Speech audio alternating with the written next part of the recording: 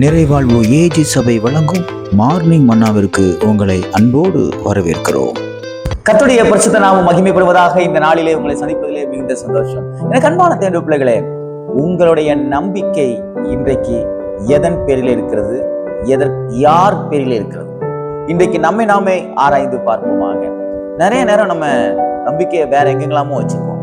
ஆனா வேதம் நம்ம நம்பிக்கையை எங்க வைக்கணும் அப்படின்னு ரொம்ப தெளிவா சொல்லப்பட்டிருக்கிறது. சங்கீதங்கள் புத்தகம் 40வது அதிகாரத்துல பாருங்க, 4வது வசனத்துடைய கடைசி பகுதி இப்படியாக சொல்லுகிறது: கர்த்தரையே தன் நம்பிக்கையாக வைக்கிற மனுஷன் பாக்கியவான். கர்த்தரையே தன் நம்பிக்கையாக வைக்கிற மனுஷன். எனக்கு அன்பான தேவ பிள்ளைகளை, நீங்க எதுக்கு மேல நம்பிக்கை வச்சிருக்கீங்க எனக்கு தெரியாது. ஆனா இன்னைக்கு அதை மாற்றிக்கொள்ள ஆண்டவராகிய இயேசு கிறிஸ்துவின் நாமத்தாலே கேட்டுக்கொள்கிறேன். கர்த்தருக்கு மேல உங்க நம்பிக்கை வைங்க. பணத்துக்கு மேல நம்பிக்கை வைக்காதீங்க. பணம் பாதாளம் கொண்டு செல்லும். பணம் இன்னைக்கு உங்க கையில இருக்கும், நாளைக்கு இன்னொருத்தங்க கையில இருக்கும். பணம் உங்களை கைவிட்டுரும். மனுஷங்களுக்கு மேல நம்பிக்கை வைக்காதீங்க. இன்னைக்கு மனுஷன் உங்களுக்கு ஃபேவரா இருப்பான், நாளைக்கு இன்னொருத்தங்களுக்கு ஃபேவரா மாறிடுவான். உங்களுக்கு ஏற்றாற் போல இன்னைக்கு இருப்பான், நாளைக்கு வேற யாருக்காவது ஏற்றாற் போல மாறிடுவான். உங்க மனுஷங்களுக்கு மேல நம்பிக்கை வைக்காதீங்க. வேலைக்கு மேல நம்பிக்கை வைக்காதீங்க. வேலைக்கு இன்னைக்கு ஒரு குவாலிஃபிகேஷனோட உங்களை எலிஜிபிலிட்டி ஆகியிருக்கோம், உங்களை செலக்ட் பண்ணியிருக்கோம். நாளைக்கு உங்களை விட ஹையர் பொசிஷன்ல ஹையர் எஜுகேஷனோட வரும்போது உங்களை கீழே இறக்கி விட்டுரும். படிப்புக்கு மேல வேலைக்கு மேல நம்பிக்கை வைக்காதீங்க. இன்னைக்கு ஒரு ட்ரெண்ட் இருக்கும், இன்னைக்கு இந்த படிப்பு நல்லா படிச்சா நல்ல ஒரு ஹோப் இருக்குன்னு சொல்லுவாங்க.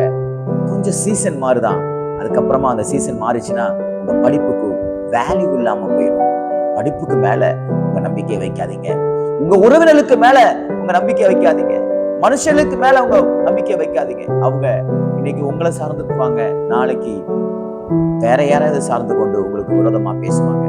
வேதம் தெளிவா சொல்லுகிற அந்த வசனத்துல, 4ஆம் வசனத்துல, அகங்காரிகளையும் பொய்யை சார்ந்திருக்கிறவரையும் நோக்காமல், நீங்க 2 பேரும் நோக்காமல் கர்த்தரையே உங்கள் நம்பிக்கையாக நீங்கள் வைப்பீர்களே, ஆனால் நீங்கள் பாக்கியவான். எனக்கு அன்பான பிள்ளைகளே, நிறைய அடிபடுறோம்.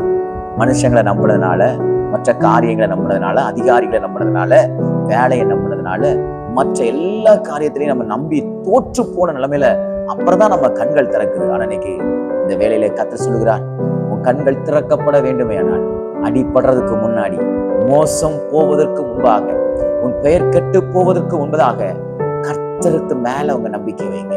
அது எவ்வளவு பெரிய விஷயமா இருக்கலாம், அது எந்த பெரிய காரியமாக இருந்தாலும் நீங்கள் கர்த்தருக்கு மேல உங்க நம்பிக்கை வைப்பீங்கன்னா அதை கர்த்தர் ஜெயமாய் மாற்றுவார். உங்க நம்பிக்கை ஒரு நாள் வீணா போகாது. எந்த காரியத்துக்காக கர்த்தர் மேல நீங்க நம்பிக்கை வச்சு கர்த்தரை நீங்க தேடிக்கொண்டிருக்கீங்களோ அந்த காரியத்தை கர்த்தர் உங்கள் வாழ்க்கையில ஜெயமாக மாற்ற அவர் உண்மை உள்ளவராக இருக்கிறார். ஆகையால் இன்றைக்கு வேற எதுக்கு மேல நம்பிக்கை வைக்காதீங்க, கர்த்தருக்கு மேல நம்பிக்கை வைங்க. உங்க காரியங்களை கர்த்தர் அற்புதமாய் ஆச்சரியமாய் நடத்த அவர் உண்மை உள்ளவராக இருக்கிறார். நாள் உங்களுக்கு ஒரு ஆசீர்வாதமான நாளாக, ஒரு நம்பிக்கை நாளாக தேவன் மாற்றி கொடுப்பாராக. God bless you.